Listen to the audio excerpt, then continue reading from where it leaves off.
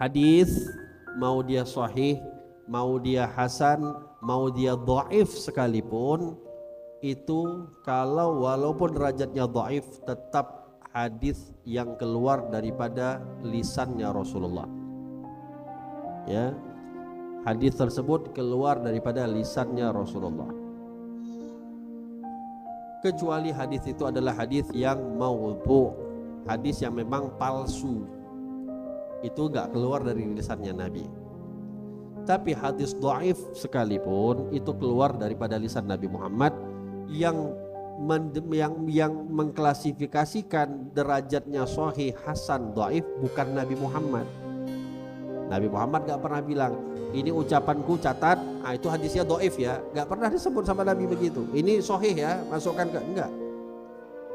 Tapi para ulama lah, semisal siapa? Tadi yang alhamdulillah kita ziarahi, Imam Bukhari, Imam Turmudi, Imam Muslim dan yang lain-lain. Mereka yang mengklasifikasikan ini hadisnya sahih. Kenapa? Mereka punya syarat-syarat tertentu. Mereka punya kriteria-kriteria tertentu. Ya, apalagi hadis Sahihil Bukhari itu dikatakan afshahul kutub ba'da kitabillah. Kitab yang paling sahih setelah Al-Quran adalah Sahihil Bukhari. Kenapa? Karena Sahihil Bukhari ini, Imamul Bukhari itu hafal hadis 600.000 hadis. Imamul Bukhari menghafal hadis 600.000 hadis.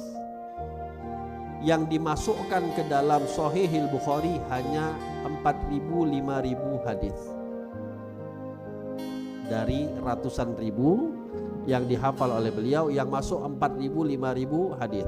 Kalau dalam kitab Sahihil Bukhari itu yang cetakannya di double hadis-hadisnya, ada yang diulang hadisnya di dalam bab yang berbeda, kurang lebih 6.000 7.000 hadis. Ya. Mana yang lain nggak dimasukkan Imam Bukhari. Apakah Imam Bukhari bilang, wah ini bukan hadis Nabi? Enggak, hanya nggak dimasukkan di dalam sahihnya, dimasukkan di dalam yang lain-lain, atau memang nggak dikutip sama sekali oleh Imam Bukhari. Kenapa? Imam Bukhari punya syarat yang sangat ketat di dalam memasukkan sahih ke dalam suatu hadis ke dalam sahihnya. Sehingga hadirin, baik itu sahih, baik itu hasan ataupun dhaif, itu semua ya ucapannya Nabi Muhammad.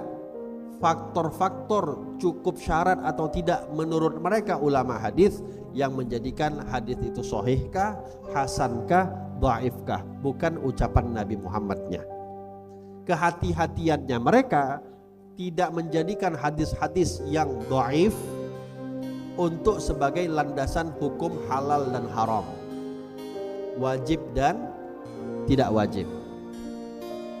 Yang mereka jadikan landasan adalah hadis-hadis yang sahih sebagai landasan hukum halal dan haram, karena ini berbahaya. Makanya sering kita dengar hadis dhaif itu bukan seperti mana orang yang sebahagian kawan-kawan salah fikir itu membuang terus hadis dhaif, seakan-akan hadis dhaif itu hadis maudhu, hadis palsu. Nggak bisa ya. Hadis dhaif tetap bisa dijadikan sebagai landasan untuk apa? Untuk amal.